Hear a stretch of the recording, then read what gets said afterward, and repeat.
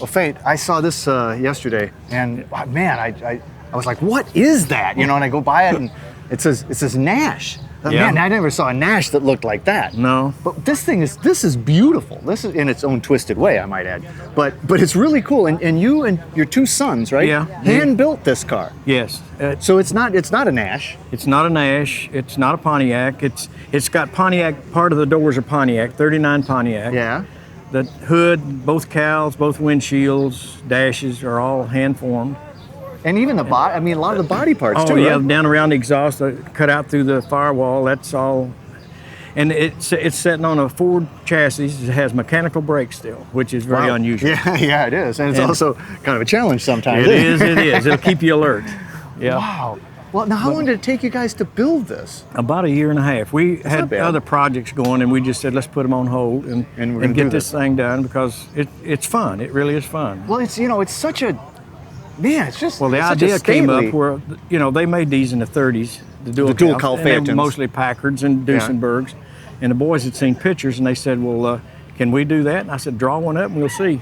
So there's a picture on the refrigerator down at the shop, drawn by my son Walter, and it looks so much like this before we bought a part, Wow. Now, how about, I mean, even because you have the dual cowl, you got the two windshields. Yes. How about the windshields frames? Where did those come from? Walter made those. He did? Out of sheet steel, plain steel, 18 gauge, cut it out with a die grinder, Yeah. Holy cow. Yeah. I mean, this is a lot of work in this. I mean, it's Yeah. incredible. And you've got such a, I wouldn't even call it a chop. There's no top to chop, really. No, It's that top was a challenge when we made it. Really, eh? Yeah. So you guys fabricated the convertible top too? Right. Holy Yeah. mackerel. When you look inside. Now the instrument cluster is 49 Pontiac, 50 Pontiac. They're almost identical. The instrument cluster in the back one is like this one. And it's a silver streak, which is what the Pontiacs Right. were back then. Inspired by the works of Gordon Buehrig, Yes. famous designer. We're Auburn big fans Cord, of his Duesenberg. work, Yeah. Oh man. What's the steering wheel? That's a Ford steering wheel, right? No, that steering wheel, nobody in the world will ever guess what it is. That's off of a 74 Mazda Sport Coupe with a 36 Ford horn button that fits right in it. Will you believe that? No, One of the boys said at one show, he said, I'll give anybody $100 can tell me what that wheel come off Oh of. my gosh! And that's a Packard junction box down there, switch box. 20s Packard. And what's Yeah. that? What's that control? That's ignition and the lights. Oh man! Yeah. And all the reinforcing on all your sheet metal, you guys popped Yeah. all that in there? Right. Golly! And the dual cowl. Yeah. I mean, I love this. I bet this thing looks bad with the top down too. Yeah. I mean, it looks bad with the top up. Well, it's like making two fenders. You can make one fender or you can make one dash, but if you may have to make another one that looks like it, that's where the problem comes in. Yeah. And what are these off of? Their taillights? 36 Buick Roadmaster front fender lights. Okay. Yeah. And what's this? This is. 46 Lincoln Zephyr inside door panel. Oh, okay. And That would have been the door button, right? the button that goes out and it works the deck lid. Oh, nice. So, Man, and this is rolled under. yeah. Now when I first saw this, I was trying to figure out what this was, and I just couldn't. Yeah.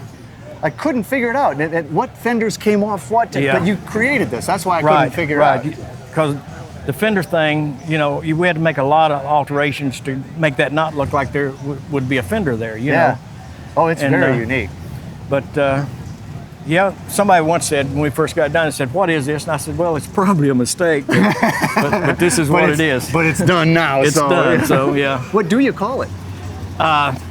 Tennessee Rat Rod. Tennessee Rat Rod. Yeah. Well, now up front, I see you've got a flathead in it off of what? That's the frame is 36.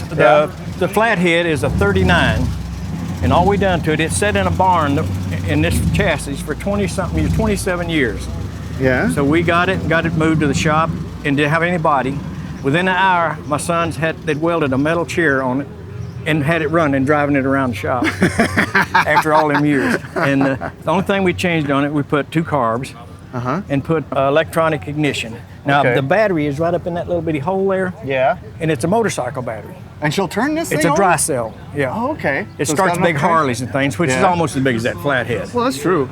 Well, I tell you, I mean, what you've done is incredible, and I think that the Nash grill is almost what makes it, because that really Yes. throws you off. It's a Yeah. great looking grill anyway. Right, yeah. And see, they had it standing up more. And once we leaned it back, we said, oh, Nash should have thought of that, you know.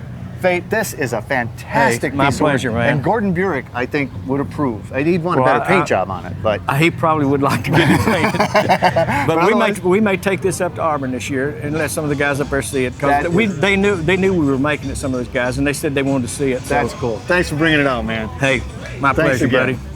buddy. Tennessee Rat Rod. Yeah.